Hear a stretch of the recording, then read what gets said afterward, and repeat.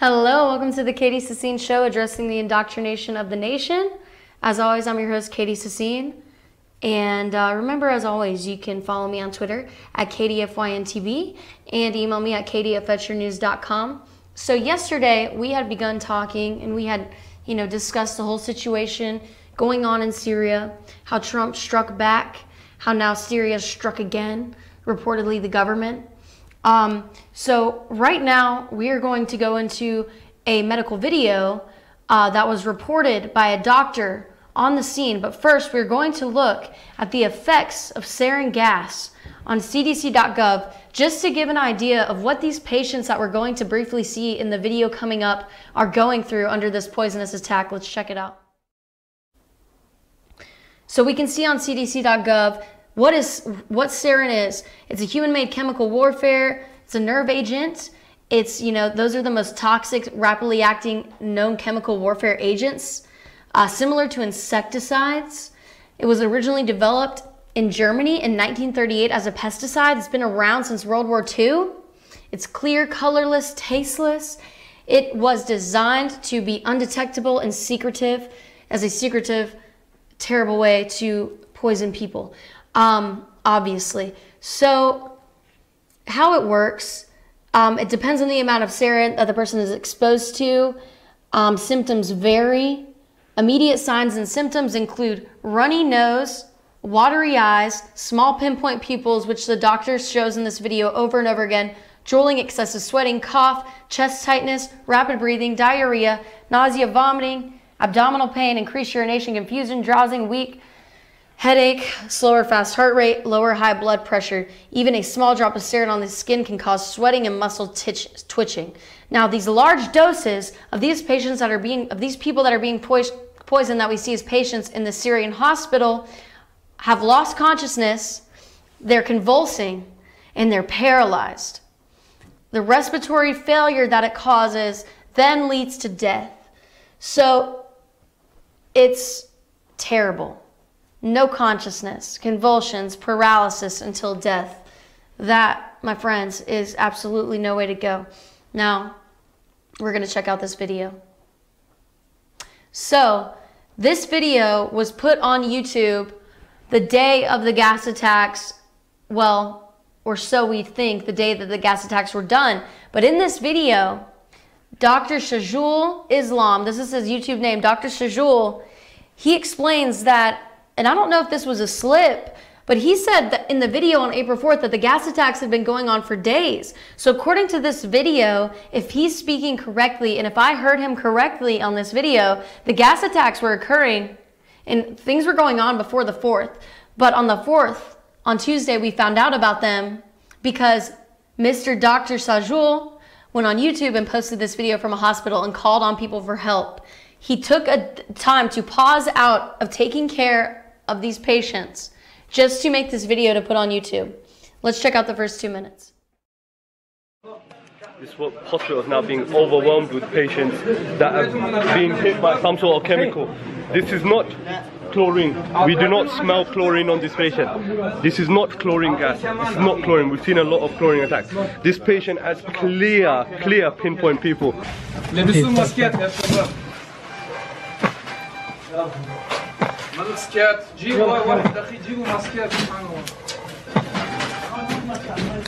These patients have got clear signs of organophosphate attack. This patient behind me has got pinpoint people. So have the other patients we've received from the gas attack today in Khan Sheikhoun, which is in northern Hama. The gas attacks are continuing every day and no one is doing anything to stop these gas attacks.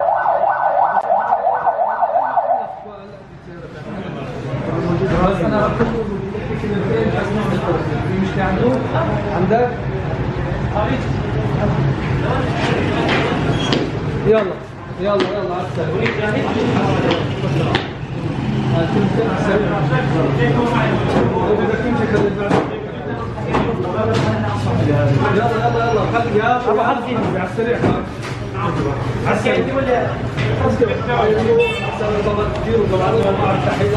The patients from the chlorine attack are flooding into our patients. These are all patients that have come from Khan Sheikhoun, which was hit by chemical attacks. we have a high level of suspicion this is an organophosphate attack, because a lot of these patients have pinpoint people, which I will show you the evidence again and again.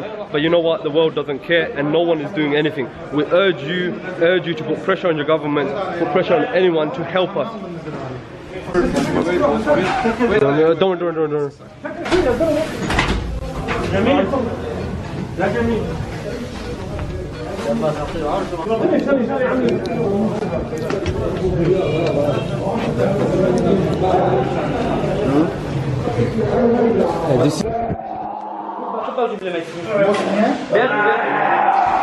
Welcome back to the Katie Sassine show. So that was the live footage that Dr. Shajul posted on YouTube. I have the hardest time saying his name.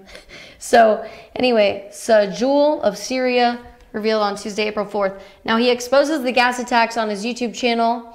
The photo that we see here above us says that says the attacks have been continuing every day and no one is doing anything to stop them. Now this makes it apparent that these gas attacks were occurring before the mass media exposed them. And I'm not seeing anything in the mass media highlighting how these gas attacks had been ongoing before April 4th. But according to Dr. Shajul, these gas attacks were indeed going on before April 4th, if we are hearing him correctly in this video. So that's news. He makes clear in the video that this gas is not chlorine. As soon as the video opens, he said, we know this is not chlorine. If you remember from the very beginning, he reports the telltale symptom of the sarin poisoning, that is pinpoint pupils. They do not respond to their vital signs in their eyes. The vital signs in their eyes do not respond. Their eyes do not react to light whatsoever. He claims that the gas attacks are occurring every day and no one is doing anything to stop these gas attacks, addressing that they had been going on before April 4th. And the hospital has collected the clothing of victims in plastic bags as evidence to send out to whoever is willing to investigate the gas attacks. And Dr. Shajul, he offered in the video, later on in the video, we didn't see the clip, he did offer to send that evidence to anyone willing to investigate. He did express that verbatim. And his hospital is overcrowding, running out of ventilators for new patients. And he says that other hospitals have been destroyed. You know, the same day that the gas attacks occurred, there was a known clinic that was destroyed in the area. And Dr. Shajul, he explains that, you know, other hospitals have been destroyed in addition to the immense amount of patients that need to be admitted into these hospitals. We have the hospitals that could admit them being destroyed. Thankfully, this one in particular was open.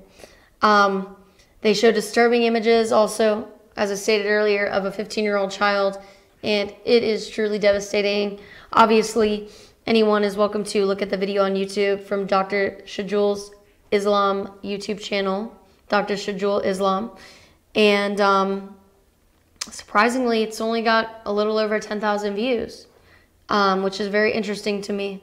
So, social media response, what are people saying? Some are saying that the media is falsely blaming Assad for the attack. And also, the mass media blasted out news about Barry Manilow coming out of the closet, which I thought was already a well-known fact, on the day that the Syrian gas attacks reports came out.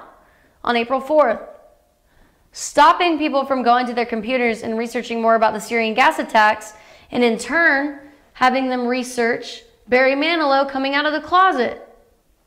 When most people already knew that Barry Manilow is a homosexual. So why this was making headlines on the day of the Syrian gas attacks is beyond me. Because I did not see in one headline, Dr. Shajul of Syria exposes that gas attacks have been already going on for days on April 4th. Where is that news? Where was the mass media then? Why isn't the mass media reporting that now? Are they? Because I'm still not seeing reports. And of course, people are asking, the doubters, are asking, why would Assad gas his own people? And as I've stated, he's striking areas condensed with rebel forces which are against his regime. There's been a call for President Bashar Al Assad's resignation for years and years, and he is unwilling to give up his seat. Of course, power is addicting. That's what people say. Obviously, this guy's addicted to the power. So now, apparently, it's time for the government to intervene, and it's time for whatever you want to call it, the world police, the great hegemony of the world, the United States of America, to put our foot down and say enough is enough. You are a tyrant and you are a dictator and you must be destroyed. Do we want to destroy your people? No. Do we want to make sure that your army is not brainwashed by you before we release them into normal society? Absolutely. Do we have a lot to take care of? Do we have more than enough on our hands? Absolutely. But such is life. So I fully support what Donald Trump is doing. I fully support his action on the matter. There's absolutely no doubt about it. And of course, Syrian government's denying these attacks. And who are they blaming? Assad blames Israel and blasts Trump. Reported on Haaretz, HAARETZ.com. Silent on gas attack, Assad blames Israel, blasts Trump. Syria's president says that the government failed to reach results with opposition groups. There's no option except victory. So Assad essentially looks at these rebel forces who are against his administration as terrorists. So, I'm confused. He's blaming Israel for supporting these terrorists, fighting with the Syrian army, etc., etc. But that doesn't make any sense because the areas that were targeted were areas highly condensed with rebel force populations. So it doesn't make any sense that Assad wants to blame Israel for supporting terrorists. If it was the terrorists that Israel was supporting and Israel that was to blame, then Assad would have been attacked. Then government bases would have been attacked. But instead, people were attacked. Civilians were attacked in an area that just so happened, sarcastically I'm saying, of course, to be condensed with rebel forces that want Assad gone, along with many other people. So, I mean, wow, what a shocker. This story was put out on April 6th, 2 days after the attack. Assad in the interview did not discuss the chemical attack that killed at least 70 people, including at least 20 children, but he did make sure that he placed the blame on Israel. Assad, said there's no option but victory in the country's civil war, so he is in it to win it. Assad has no idea or he's not planning to step down. Assad's not planning to step down. He says, if we do not win this war, it means Syria will be deleted from the map. We have no choice in facing this war, and that's why we are confident. We are persistent. We are determined, he told the newspaper. Well, that's great. I mean, you sound like you've got some kind of goal, Mr. President Assad, but, somehow a bunch of rebels in a rebel-known town were bombed in your state, and you're blaming Israel, who's on the rebel side. So is he blaming Israel for condoning rebellion against him? In a state that is microscopically Jewish? I mean, he's just spitballing here, really. This guy doesn't know who to blame. So in case you're wondering who Syrian government's trying to blame, he's trying to blame Israel and the rebel forces that want him brought down. The rebel forces that were struck and killed by him, which is not a laughing matter, which is messed up, which is just horrific and awful.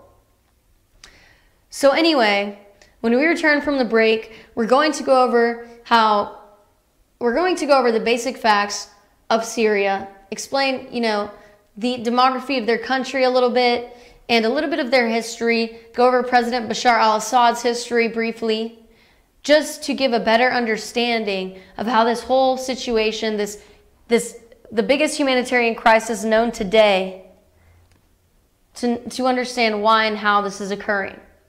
Right after we return from the break, remember to follow me on Twitter at KatieFYNTV and email me with questions, comments, and concerns, please, at Katie@FetcherNews.com. I want to thank you all for tuning into the show, and please stay tuned in because we are going to come full circle when we get back. Ace is your helpful place for paint and home goods, tools, outdoor living, and lawn equipment. But did you know Ace Hardware of Blue Ridge is a little bit more? We have hunting rifles and accessories for your next hunting trip. We have Amish furniture imported directly from Ohio. And we have Ace Custom Woodworks for all your custom wood project needs, from cabinets to artwork. Ace Hardware of Blue Ridge, we have your new house in stock. At Days Chevrolet in Jasper, we make everything better. It all starts with a huge new Chevy selection. Then we heap on the discounts to make sure your Chevy price is the lowest you'll find anywhere. And if you like great customer service, you'll love it at Days. Bigger selection, lower prices, easy financing, and great customer service. Your better day is just ahead at Days Chevrolet in Jasper, where new Chevys cost less. Better days ahead, Days Chevrolet. Find new roads. North Georgia Diamond is your source for diamonds. Come on in to view the area's largest selection of fine jewelry at North Georgia Diamond. All repairs and designs are done on site by our jewelers. And North Georgia Diamond has the lowest prices on loose diamonds. You can also sell your gold, silver, and coins at North Georgia Diamond between Walmart and Lowe's in East LJ. Locally owned by Bill and Allison Craig, North Georgia Diamond is your source for diamonds in North Georgia.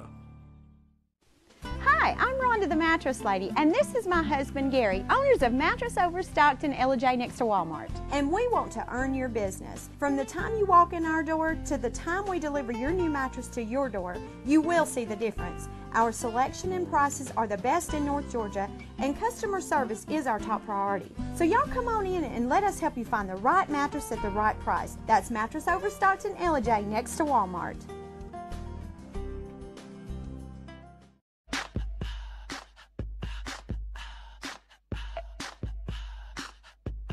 What you gonna do with all that junk?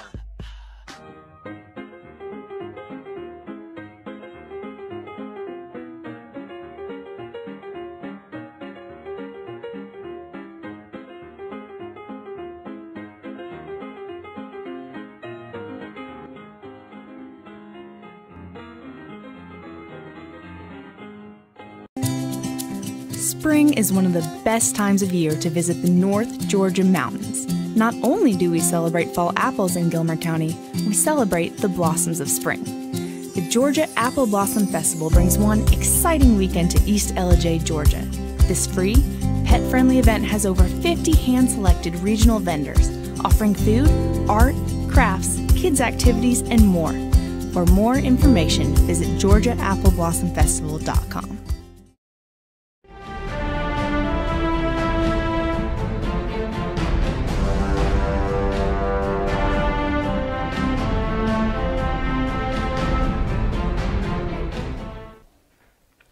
Hello, thank you for tuning in to the Katie Sassine Show. I'm your host, Katie Sassine, addressing the indoctrination of the nation as always.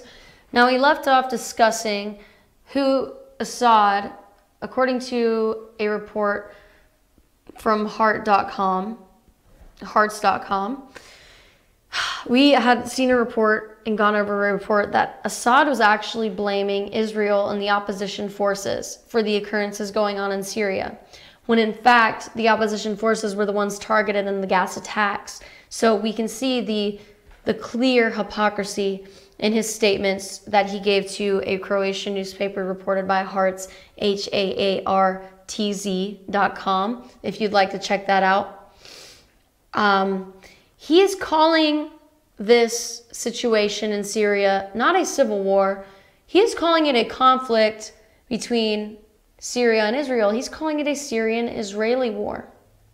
And of course, Israel would be aligned with Turkey, the United States, France, Saudi Arabia, Qatar, and other countries, as opposed to maybe, I suppose, Russia and China that may be defending Syria in this instance. which we hope would not, because what has happened in Syria is most definitely a violation of human rights. And if the UN wants to uphold what it is, then it most likely will side with the US, and thus all the countries that are in the UN should side with the US, because what has happened in Syria is clearly a violation of human rights.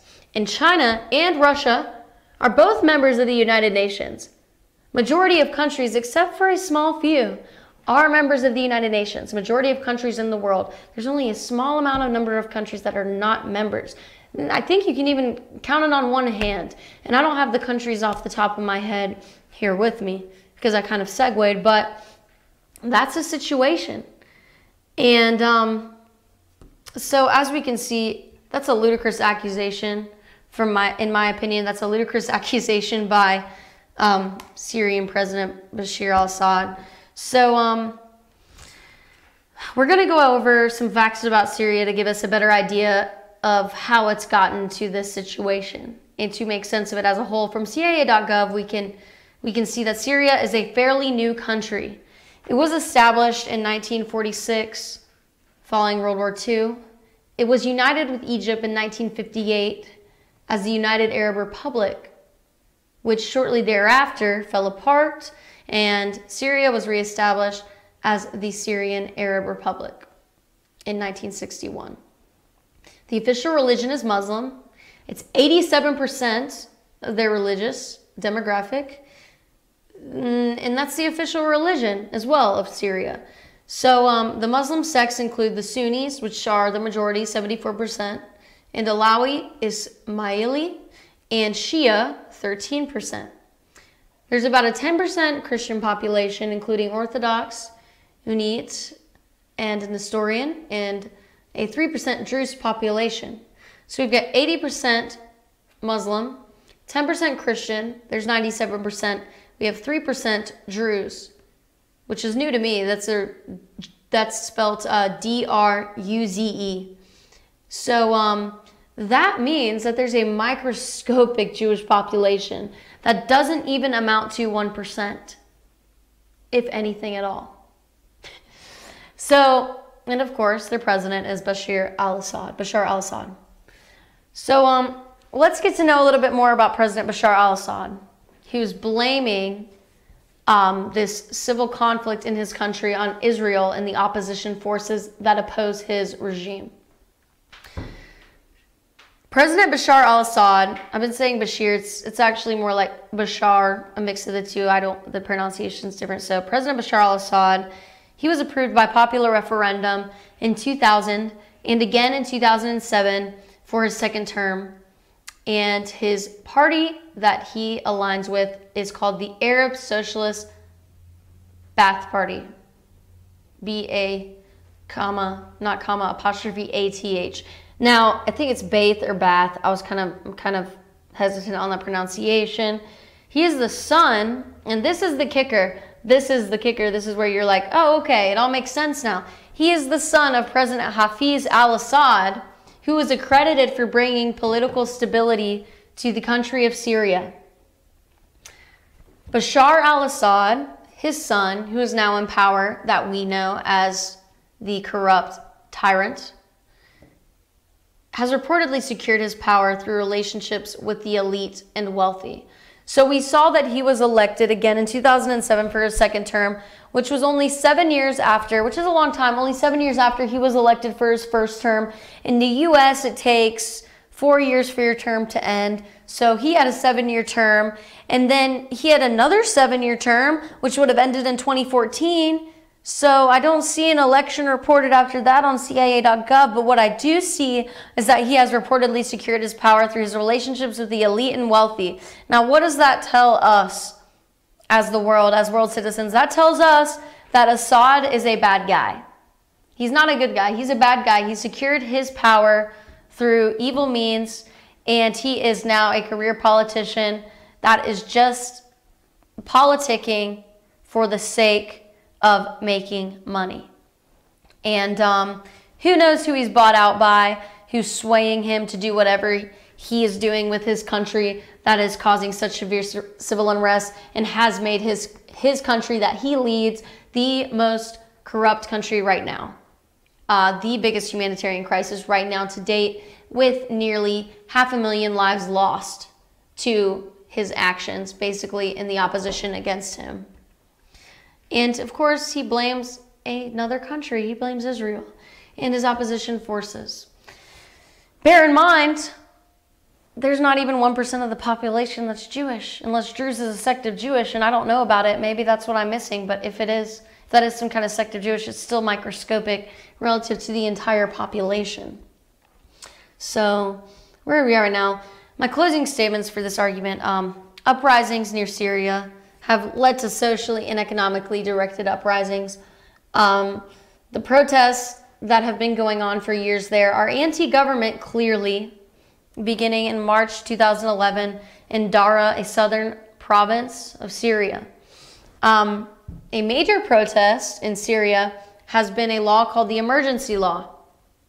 And the emergency law, which people were protesting, permits arrest without charge, but not only that, it also legalizes political parties.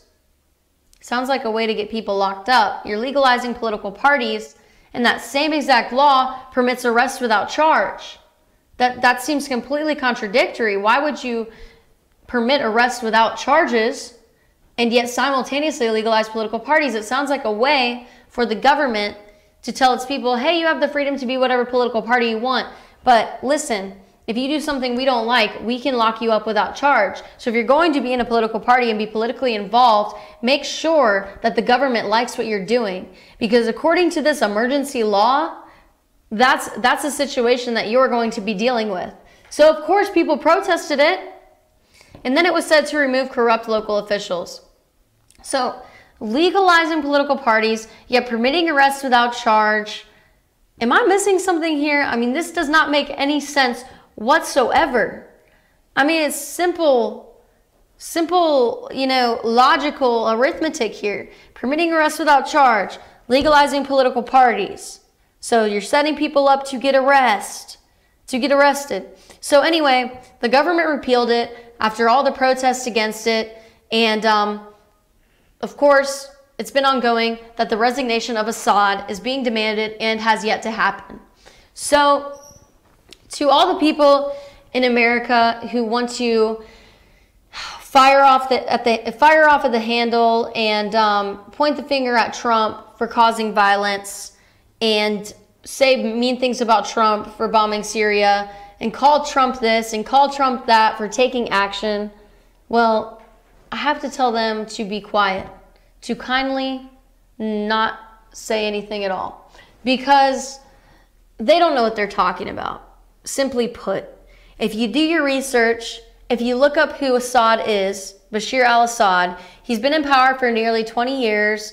His father was accredited for bringing the nation's stability, the very young nation's stability that was just established nearly 70 years ago. So, of course, you have the Syrian people at Bashar al Assad's feet because his father saved them and brought political stability back to their country. So you have the Syrian people at the feet of his son. And then when the Syrian people finally found out that his son is no good, it was too late, because Bashar al-Assad had already established such great connections with the elite and the wealthy to maintain his power, probably for some kind of corporate money tree agenda, money-making agenda. People get more power. Human nature says, if you believe in realism, that the more power that someone gets, the greedier they become, and the harder it becomes for them to control themselves. Now, that's why it's very scary to have people in power that are only in power because of their father. Another example, Kim Jong-un. Who preceded Kim Jong-un? Kim Il-sung, his father, Kim Il-sung. This is just like North Korea. This is the Eastern European North Korea right here. In terms of corrupt tyrants, Bashar al-Assad parallels Kim Jong-un so much so that what a coincidence that Trump was meeting with President Xi of China while he was also taking care of business regarding the corrupt Assad of Syria. So way to go to Trump. He knows what he's doing. I hope that everyone out there knows to support their president and that he is standing up for the UN. So if you're a liberal, you should be very happy with Mr. Trump because he is disciplining the Syrian government for these violations of human rights. And guess what? We don't have time to sit and polygraph all of Assad's people and his elite and wealthy friends to make sure that he did it or not. We have so much soft evidence, I should say. There's so much evidence out there that makes it undeniable that this was intentionally done by Assad to his own people. And he's going to have to prove himself innocent. In this case, Assad is guilty until proven innocent because that's what kind of person this guy is, and that's the kind of treatment that he deserves, that he's brought upon himself. So good luck to him. Anyway, that's all the time we've got for today. Remember to stay tuned in for the episode tomorrow. We will be moving on, and we'll be talking about rice. So what kind of rice will we be talking about is the question. Anyway, I'll see you tomorrow back on the Katie Sassine Show.